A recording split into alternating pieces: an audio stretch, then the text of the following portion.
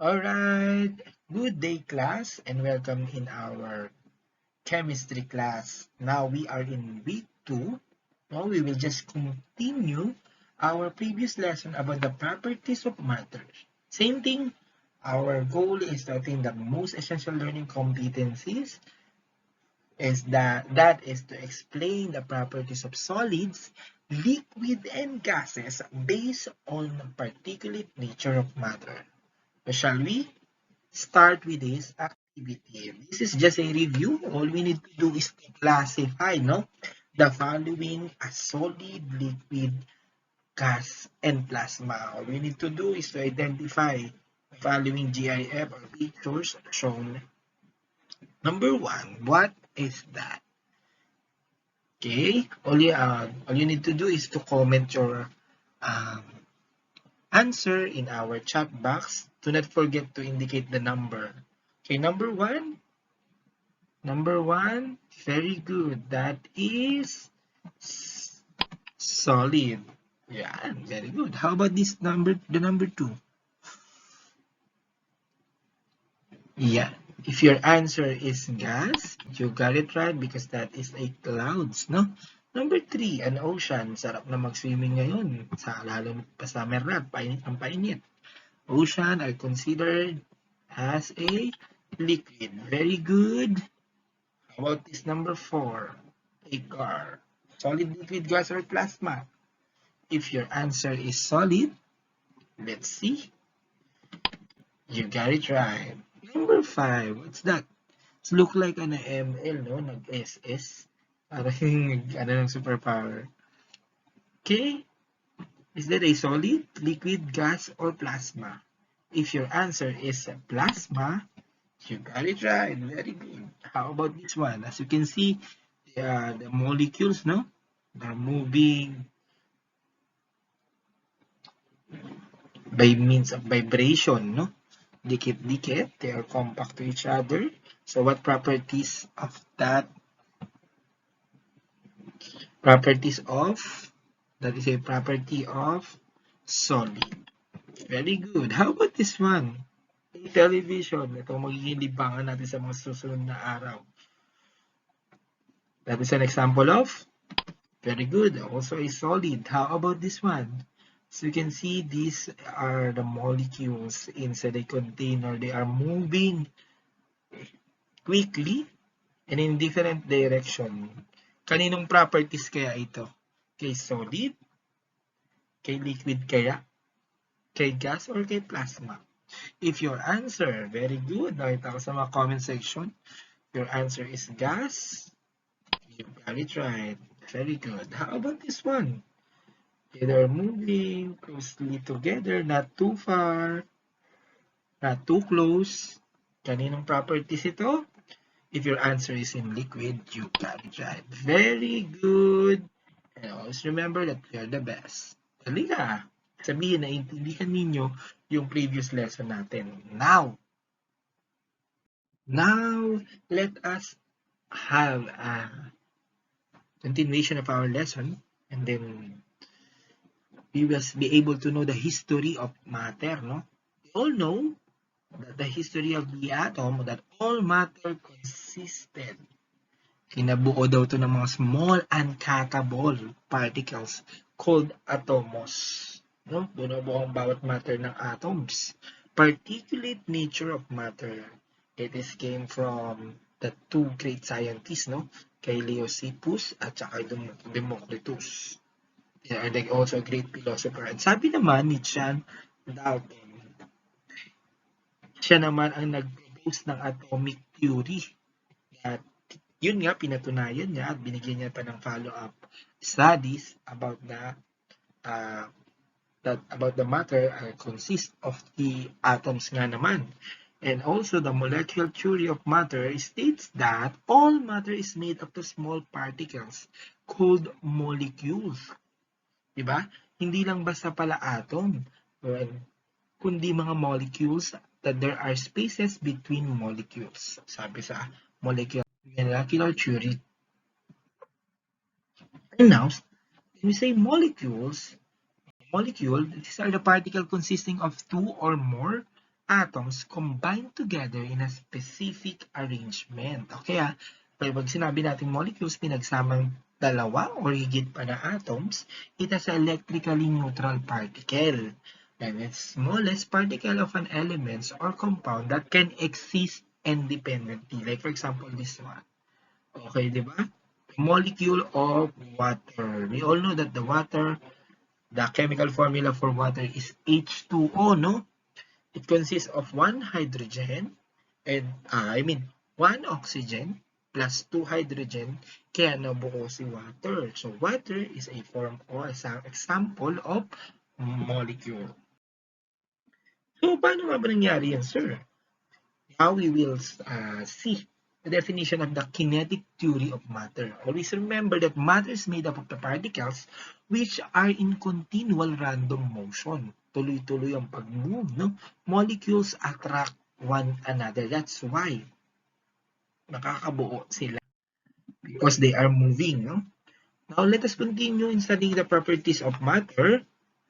We all know that the matter can exist in one of four main states. It can be solid, liquid, gas, and plasma. Kasunod po. Dati, no? Solid, liquid, gas lang. Ngayon, may pa-plasma na. And sa mga susunod, kung makakapag-research kayo, you can see that it has 7 states of matter. Pero ngayon, we will focus on these 4 main states of matter. Let's go! So the first one is the properties of solid. Solid matter is composed of tightly packed particles. Puro na ito. Solid will retain its shape. As you can see, particles are not free to move around. That is the properties of solid. As you can see, the particles neatly and tightly packed in regular rows. Diba? Dire-diretso lang, pantay-pantay lang, at hindi walang nawawala sa alignment ng mga particles. Always remember that the particles can only vibrate, that is the movement of the solid particles, without moving around, and particles attractions forces are very strong. Kaya that's the reason why bakit hindi sila nagbe-break. Sobrang strong nila. Diba? Yung pala, that is the reason behind. Strong.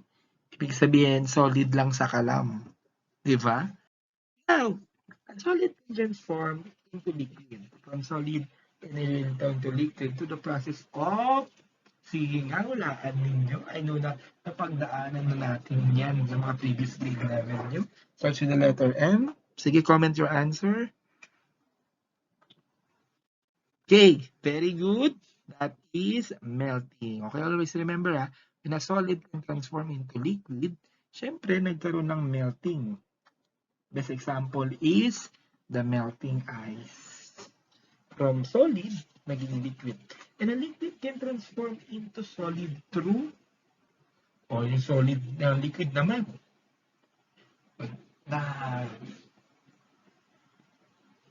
nag-turn into solid through the process of, very good, racing. Kagaling ng mga bata naman, no? Next, a solid can also change directly into gas through a process called, ayan, sige nga natin. Kung kanina sabi natin na yung solid, naging liquid through the process of melting, natunaw, no? Liquid can transform also into solid kahit bumalik siya. May pagbabalik from liquid, naging solid ulit pag naipasok sa ref through the process of freezing. Paano naman, sir? Pag yung solid, naging gas. That is in the process of, very good, that is sublimation. Alright, now let's proceed to the properties of liquid. Liquid matter is made up more loosely compared to solid, no? More loosely packed particles compared to solid particles. It will take the shape of its container. That's why liquid has an indefinite shape. Kasi kung ano lang yung nasa container, ayun lang din yung magiging shape niya. Particles can move about within a liquid, but they are packed densely enough that volume is maintained. So remember that the shape of the liquid is indefinite, while its volume is being maintained. That's why it is definite. Is that clear, class? Alright. Liquid particles are close together with a little free space, free to move around locally and jumbled up and weak to moderately strong. Saktuan lang, hindi masyadong malakas yung kanilang attraction sa isa't isa, kaya hindi masyadong stiff katulad sa solid. Hindi rin naman sobrang hindi rin sobrang hina. Particulate attraction process. Yun. Liquid can be converted to a gas through heating. Naranasan naman natin makapagpainit ng tubig, right? At constant pressure to the substance's boiling point or through reduction of pressure at constant temperature. This process of liquid na naging gas ay tinatawag natin, comment your answer. That is what we called. Yes, from liquid naging gas, that is what we called evaporation. Very good. Now let's proceed to the third pieces of matter and the properties of gas. We all know that no definite volume or shape, no? The gas is taking up the space of the shape of the container. Gases is spread out to fill the entire space given.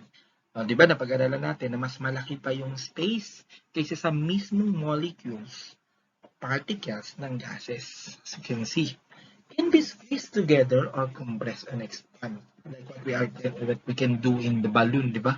Pwede natin siyang makompress, at the same time, pwede natin siyang ma-expand. Particles are very far apart and move freely. Di ba? Sa lahat ng properties na meron, malaya yung particles na The fourth one is the properties of plasma. I know that you are very new, no? In these spaces of matter. Ang plasma ay katulad lang din ng gas.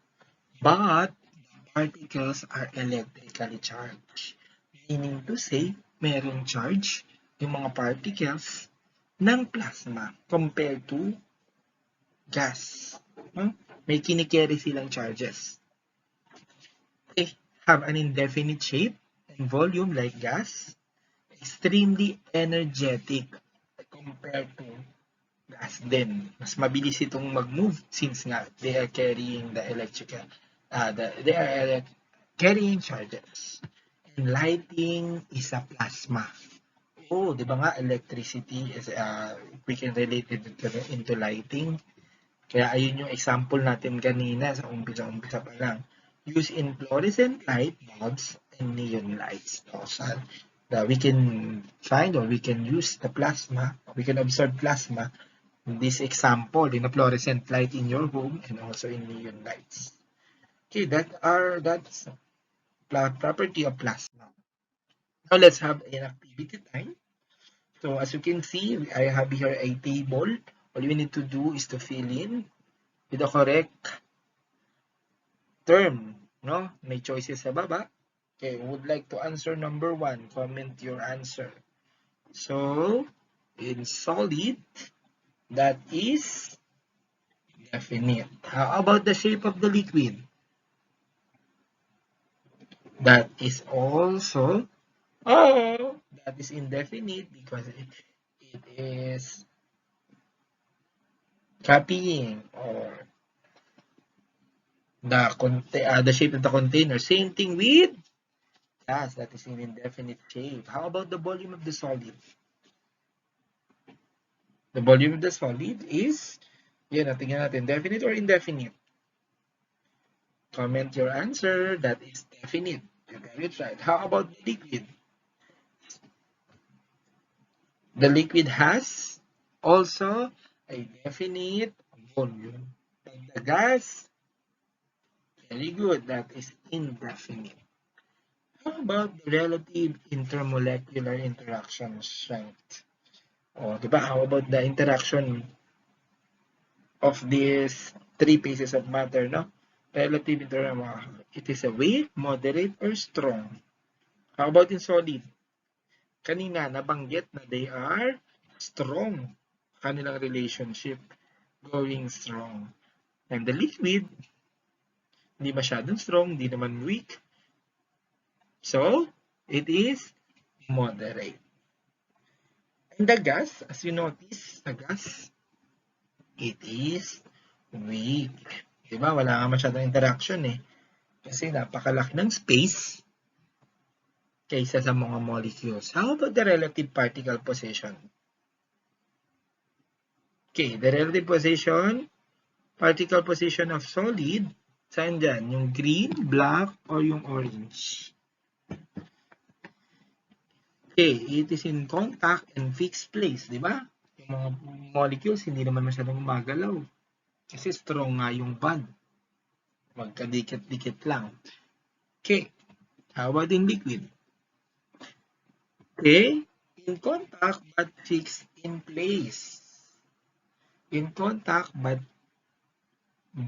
fixed in place. And absolutely, yung gas not in contact, random position, they are moving kung saan nila gusto. Diba? Okay, we are able to answer the table. Very good. You're the best. Another activity. If you really understand our lesson, all you need to do is to identify the following terms based on its description. Another clue, the first letter of the correct term is being shown. Number 1, M is made up of tiny particles called atoms. Okay, very good. That is matter. Number 2, A are the smallest particles of matter. Ano, sinabi na natin, A stands for, comment your answer. That is atoms. Very good. Number 3, blank are atoms bonded together. Ito yung sinabi ni Sir kanina, no? When two or more atoms being joined together, tinatawag na silang okay, very good. You got it right. It's called molecules. States of matter are physical form in which a substance can exist. Number 4, S is the external form or appearance of an object. O anong tawag natin doon sa external form or appearance ng isang object? That starts with the letter S. That is heat, shade, external, yung makapakikitang panlabas. How about number 5 is the measure how much space ang kaya niyang mapunan an object takes up. Number 5, that is a volume. You got it right.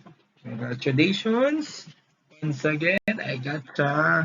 And now let's proceed to another set of activity. All we need to do is to complete the table, no? The title of this activity is Party Prop Table. Okay? Particles property table, no? So you can see they are arranged according to the particle property in their first column, no? Ito na, kitang-kita naman natin na sa column na ito, okay, nakalagay yung spacing, movement, arrangement, and attractive force. So, bawat isa dyan, kailangan natin ma-fill in. Yung sa solid, liquid, and gas, meron namang choices sa ilalim. So, sa spacing, row 1, sa spacing, row 2 sa movement, row 3 sa arrangement, row 4 sa attractive forces. Attractive force. Now, let's proceed to spacing. Number 1. So, ano dyan sa tatlo? Far apart, very close together, quite close together. Ano ang properties ng particle ng solid? Okay, very good. Sa tingin nyo, ano dyan? Okay, sabi nga natin kanina, very close together. Got it right. How about the liquid? Kung ang solid ay very close, ang liquid ay clap. Very good. That is quite close together.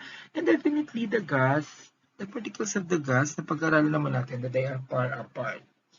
Okay, alam na ang gagawin. Number 4, how about the movement? Take a look at, dito tayo tumingin sa movement from 46. Okay, what is the movement of solid? They are, sabi nga natin, vibrate without moving around. And the liquid, alright, the liquid is restricted by free random movement. And of course, the gas is unrestricted and random rapid movement. Sobrang bilis ng movement ng particles ng gas. How about in arrangement? Number 7. Number 7, dito pagpipilian. Alright, na-remember, no? The arrangement of solid particles are in regular rows. Mayroon dito naka-row sila, parang table, no? Dire-diretso, nakapwesto. How about in liquid?